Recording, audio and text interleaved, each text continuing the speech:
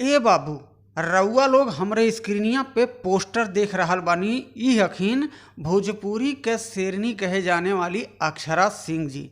त रउआ लोगन के एकदम अनुमान लग गल होई कि कुछ न कुछ भोजपुरी में अक्षरा सिंह जी लेके आ रहल बाटिन।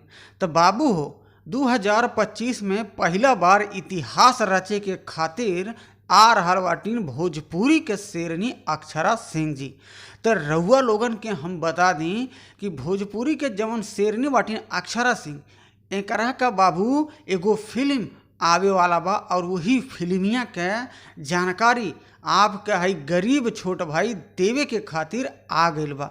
तो रउआ लोग बता दी आप सबके कि इनके फिल्म के टीजर एक दिन पहले ही लॉन्च हो गई है, यानी कि 24 जून के लॉन्च कल गई है विभूति इंटरनेट यूट्यूब चैनल पे। तो रउआ लोग सबसे पहले स्क्रीनिया पे तनी पोस्टरवा देख ली फिल्मिया के। जौने फिल्म टाइटल बा रुद्र शक्ति। आई पारिवारिक फिल्म है भोजपुरी से, अब बहुत ही प्यारा मूवी लेके आ रहल बाटिन। रउआ लोग देख सकल जाला एके 18 जुलाई के, यानी कि नेक्स्ट महीना 18 जुलाई के आप सबके नज़दीकी जवन सिनेमा घर बा रउआ लोग वहाँ देख सकल जाला।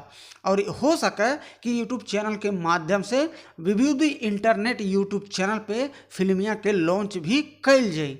और इस फिल्म के भैया निर्माता बाटे CB सिंह, राजीव सिंह। और इस फिल्म के जो डायरेक्टर बाना बाबू निशांत शेखर जी।